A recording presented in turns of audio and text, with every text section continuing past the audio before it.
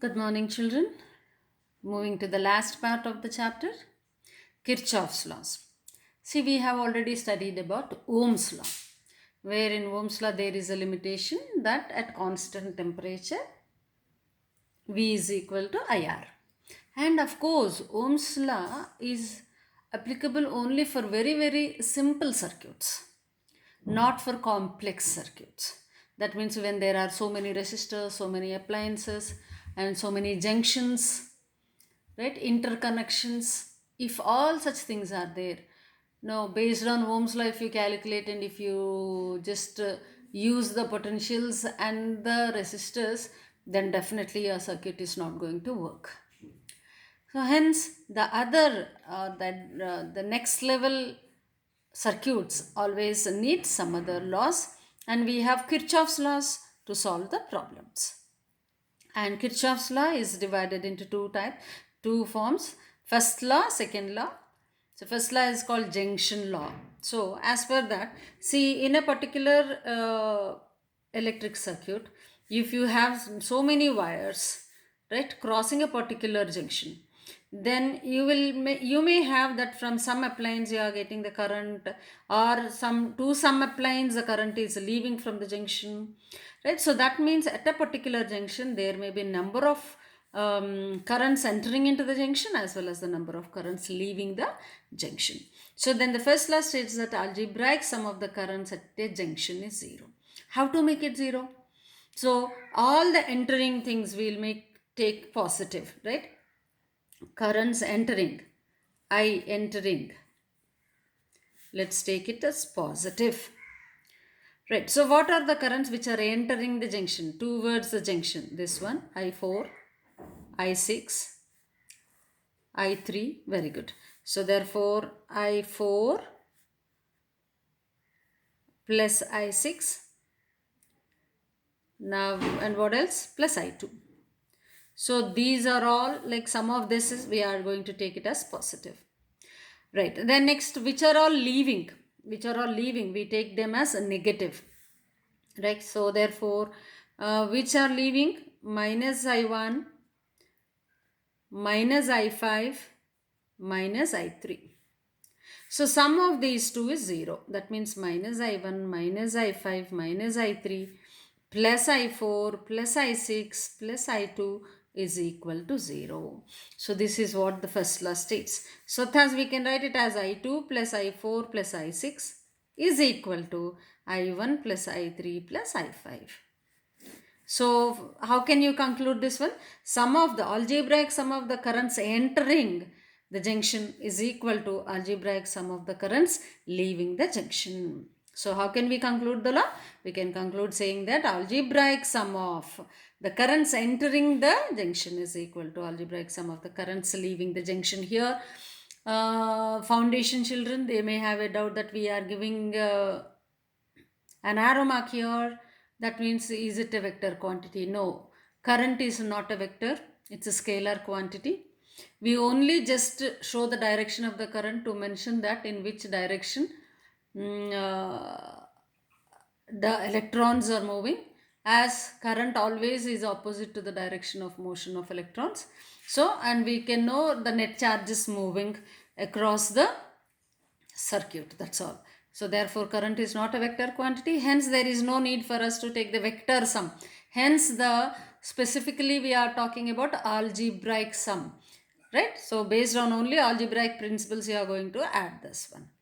Okay children, so this is junction law. That means the net currents at the junction is 0, and sum of the currents entering the junction is equal to sum of the currents leaving the junction, or rather you can say that the currents entering if we take positive, currents leaving we take it as negative.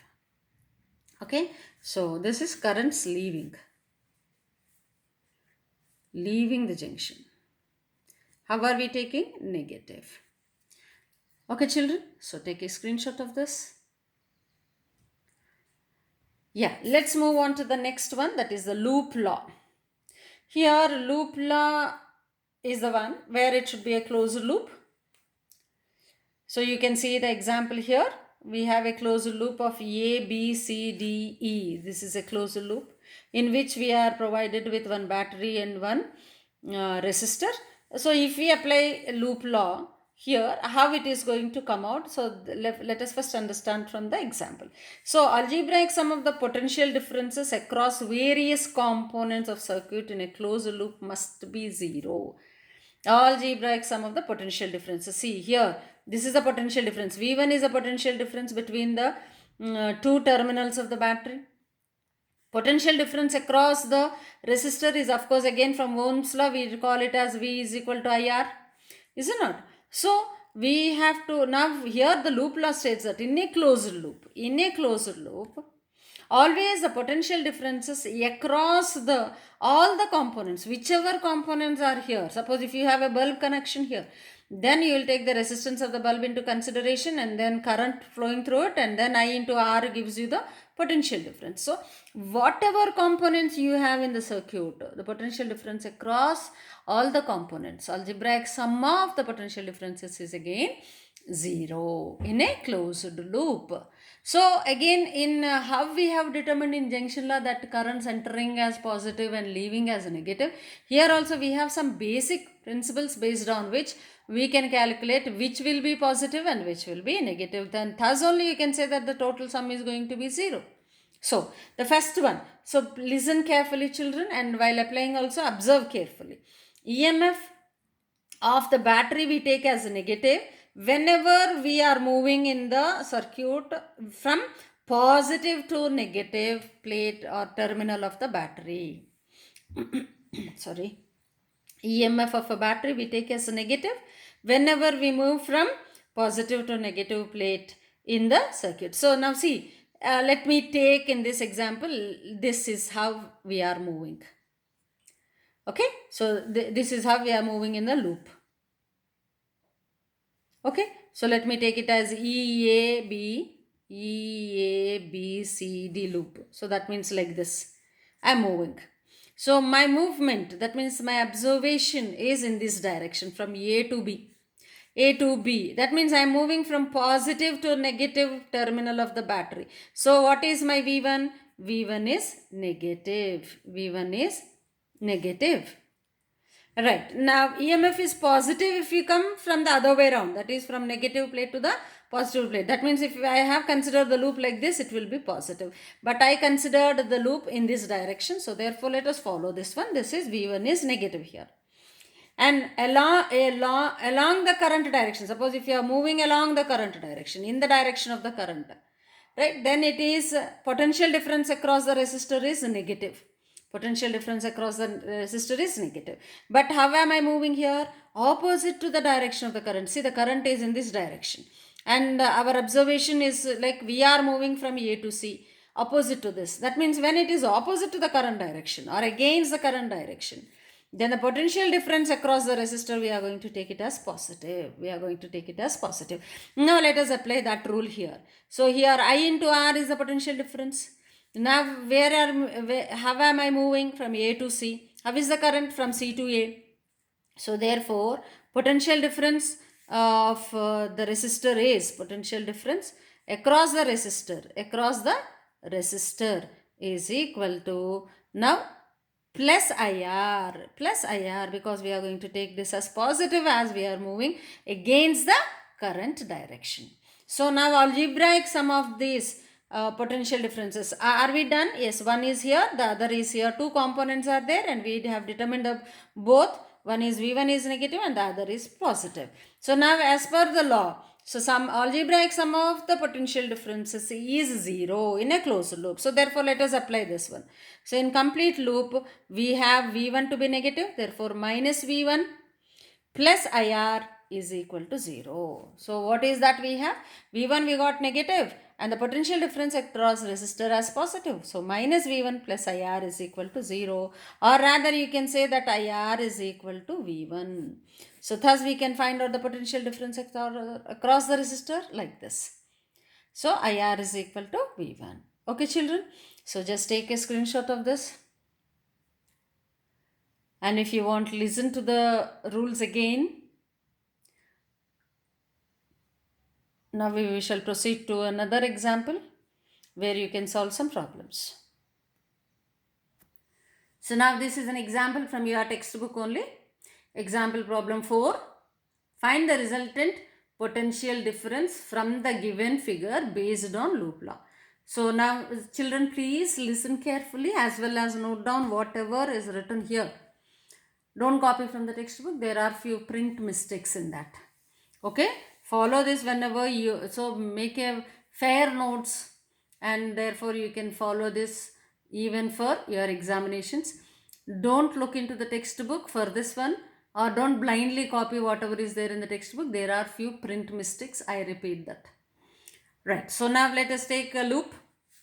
So solution, nothing here, so just we are writing the algebraic sum of the potential differences across all the components in different loops. Okay, loop wise we will take. Okay, so let me take like this. We are moving like this in this loop as well as in this loop like this, and total also like this we are moving. Okay, so first loop, F A C D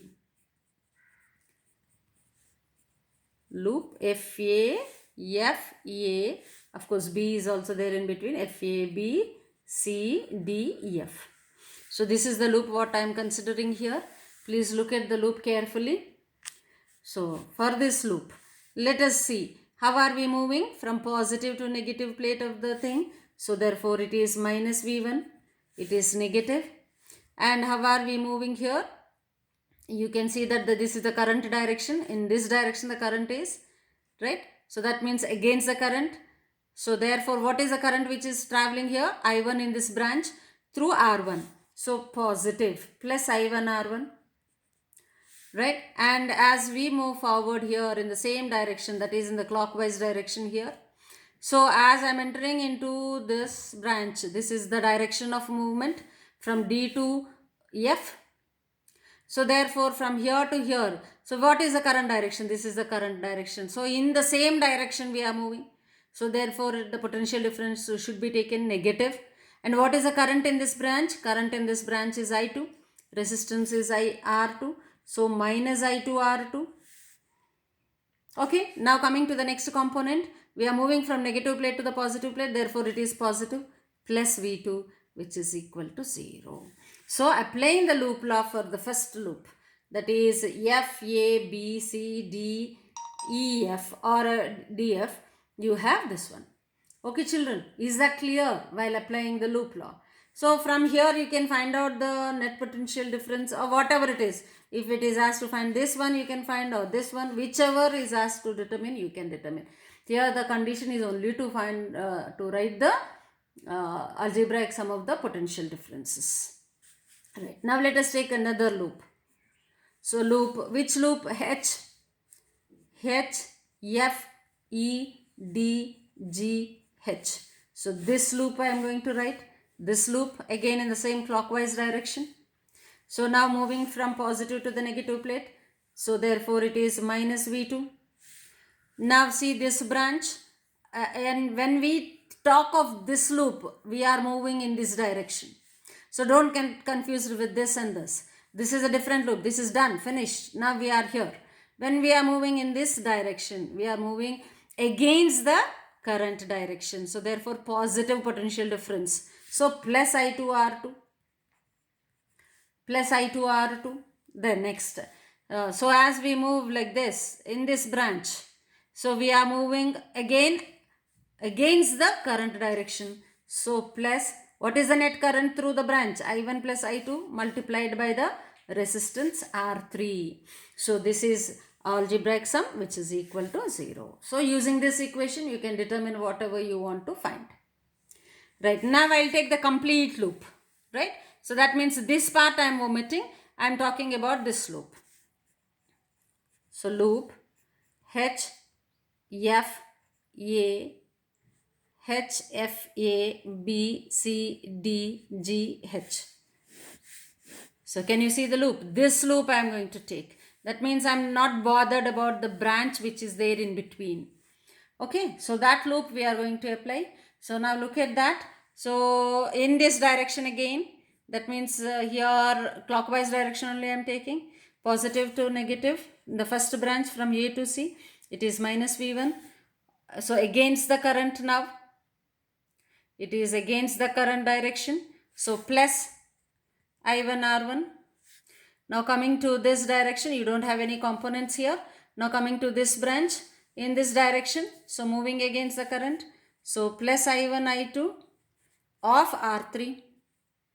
Right, that is equal to 0. So you don't have to consider this branch in between. So like this, you can write all the algebraic sum of the potential differences in each and every loop separately. And when you know how to find out, how to write this one, then it is easy for you to determine based on which is to be which is to be found from the problem. If the problem demands you to find out particular resistance, particular current, or the EMF of a battery, whatever it is, depending on the problem, you can solve that. So basic thing is you should know how to write the equation. Okay children, so take a screenshot of this. Be careful when you are like moving along the loop. So I took in clockwise direction. You can do it in anti-clockwise direction also.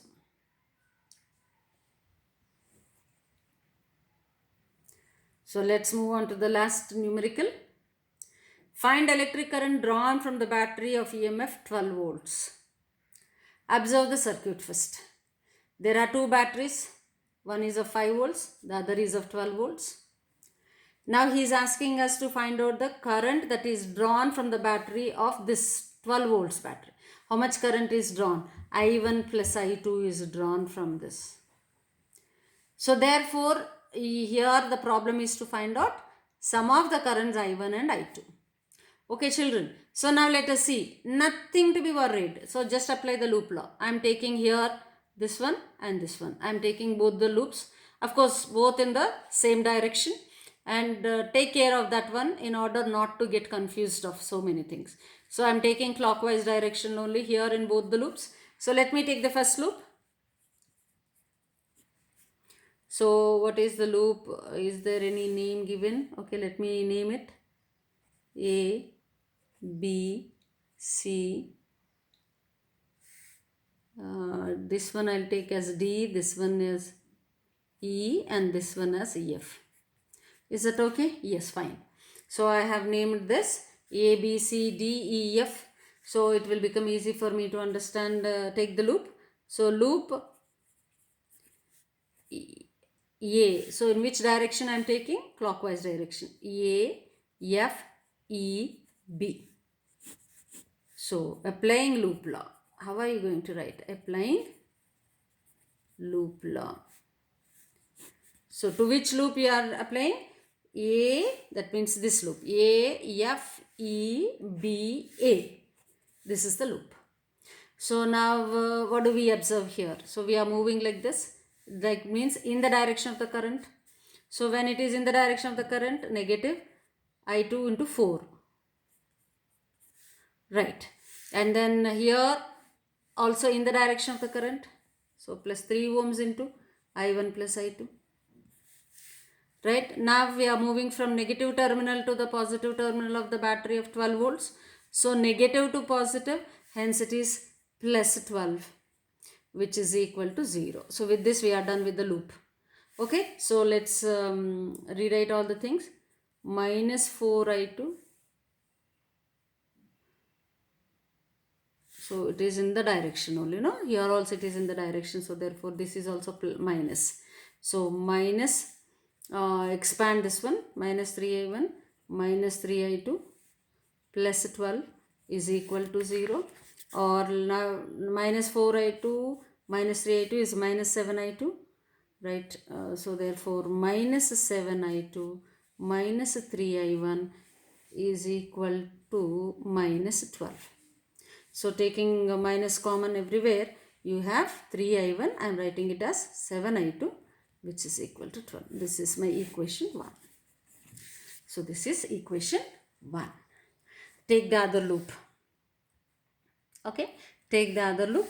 Now loop, which loop? I'll take it as B, E, D, C, B.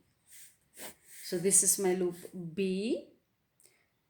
Right? E, D, C, B is the loop.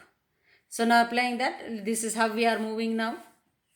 With respect to the battery, that is from positive to negative. So minus 12 volts, right? And against the current, so plus I1 plus I2 of 3, right? Because 3 is the resistance here. As you are moving here, again against the current.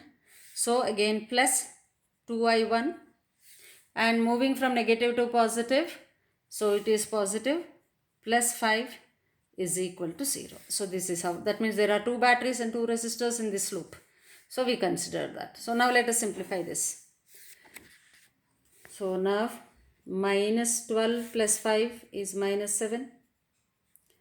So now on further simplification, 3I1 plus 3I2 plus 2I1 is equal to 0.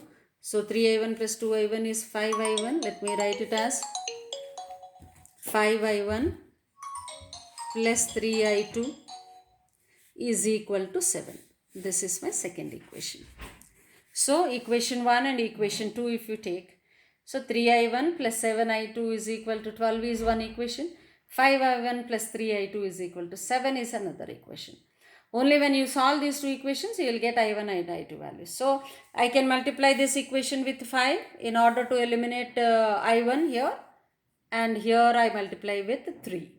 So upon multiplication, you will be getting this equation. This equation turns out to be, so therefore 3 into 5, 15I1 plus 5 7s are 35I2, 12 5s are 60.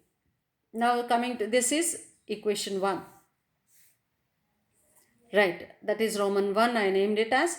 Now 3 2 is 3 5s are 15I1 plus 9I2 is equal to 3 7s are 21. Solving these two equations, subtraction changes the sign, plus 15I1 minus 15I1, so cancel. 35I2 minus 9I2, 26I2, which is equal to 60 minus 21, 39. So therefore I2 is equal to 39 by 26. So 13 2s are, 13 3s are, it is 3 by 2, which is equal to 1.5 amps.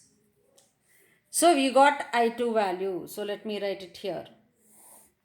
We got I2 is equal to 1.5 volts. What should be determined? We have to find out I1 plus I2. I got I2 to be 1.5. Substitute I2 in any of the equations. Let us take this equation. Let us substitute in this one. 3I1 plus 7I2. So 7 into what is I2? 1.5 amps is equal to 12. So therefore now this is 3I1 is equal to 12 minus, so 7 15s are, so it is 105, 10.5. So 12 minus 10.5, it is 1.5.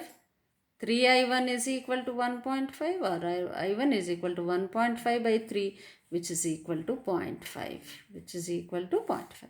So I got I1 value to be 0.5 and I2 to be equal to 1.5. So therefore I1 plus I2 is equal to, I1 plus I2 is equal to 2 amps.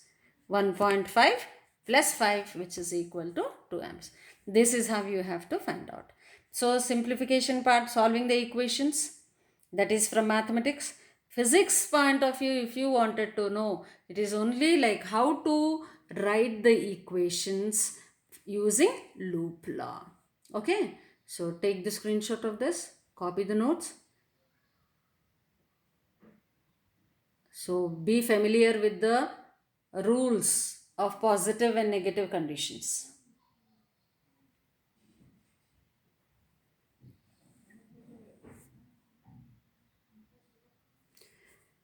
Now, the last page from your textbook, it is talking about something like overload. You all know very well what is meant by overload. If our household appliances net current drawn from the mains is going to be more than what is the minimum supply, then this we call as overload. If that is the condition, there is a chance for the appliances to get burnt. Hence, we have to safeguard always from overloads as well as also from voltage fluctuations, that what we will be getting. Like sometimes high current enters into the household and sometimes low current, and for such things also, whenever high current is to be drawn or whenever high current is entering into it, how to safeguard it. See, always in our household we will be having two lines, and all the appliances are connected between these two lines parallel to each other. We know why we are connecting parallel to each other. If one appliance is not working also, the other one can work. Suppose maximum that we can draw is 20 amps from the mains, right, where you know the potential difference across the wires is going to be 240 volts for household purpose, right? So now suppose TV is drawing 6 amps, fridge 8 amps, 6 plus 8 14, 14 plus 2 18, 18 plus 4 already 22, am I right? 4 plus 2 6, 6 plus 6 12, 12 plus 8 20. So already 20 is done, right? So you suppose if you switch on the heater here, it needs more current. So that means from the mains you are going to draw more current suddenly. So therefore when all the appliances in the household are on, right, so there is a danger of drawing more current from the mains. If that is the case, any one of the appliances may burn. So therefore it is better that this should be avoided. So what should be done? So we can't go and check every day like whether everything is on or not. So to safeguard ourselves, by mistake also if we switch on, right, we use a fuse in between. So this fuse automatically will burn here, right, because this fuse is of a very low melting point and very thin wire will be used here, so that for a particular limit, after this limit is crossed, this burns here, and therefore thus all the appliances will get disconnected from the mains. Thus fuse protects us from heavy loads. Okay, so this is the last part of the chapter. So we are done with the chapter, children. So please read the lesson carefully, underline the important points, write your conclusion just beside the points, as well as go through your notes, listen to the videos again if you have any doubt in a particular concept, and then prepare your own notes and post me and get ready for the test.